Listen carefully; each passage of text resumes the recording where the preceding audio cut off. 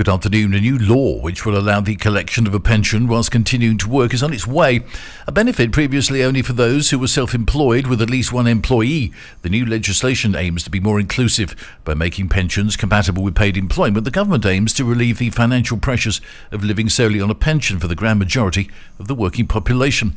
According to a proposal for a royal decree by the Ministry of Social Security, the plan is for the percentage of a pension paid to rise yearly over a period of 5 years after an individual reaches the legal retirement age of 70, culminating in a full pension being received after the 5th year.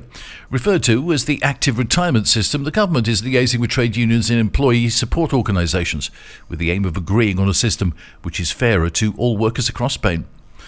The number of foreign tourists jumped 13% in the first half of this year, putting the country on track for another record year for visitor numbers, despite growing discontent over the impact of the holiday industry in some tourist hotspots. For the 6 months to the end of June, 42.5 million international visitors arrived, with the month of June alone recording a 12% rise to 9 million as the busier summer period picks up, so the INE reported this morning. That means 2024 is shaping up to be another record year for Spain, already the world's second most visited country behind France. Data showed that tourists spent 12.3 billion euros in June, 17% more than in the same month last year, helping drive economic growth, but highlighting the challenge for a government trying to find the right balance between tourism and local interests.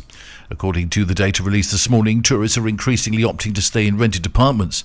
That number was up 30%, whilst those staying in hotels was up 11%. Statistics from the Affinity Foundation reveal that last year close to 300,000 dogs and cats were picked up by rescue organisations. Added to that, the hundreds of pets given up to rescue centres, and the figures reach over 340,000, ranking Spain as the country with the highest rates of animal abandonment in Europe. And there's no end in sight for Europe's hot summer, as heatwave warnings have been issued again across Spain and Germany.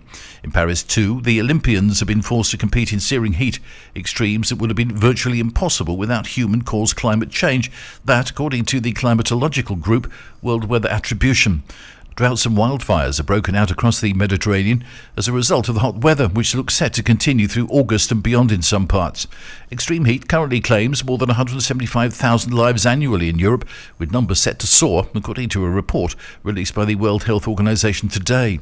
According to the weather agency AEMET, temperatures are likely to be higher than normal until October across much of the country. That's the latest from TRE. I'm Bob James.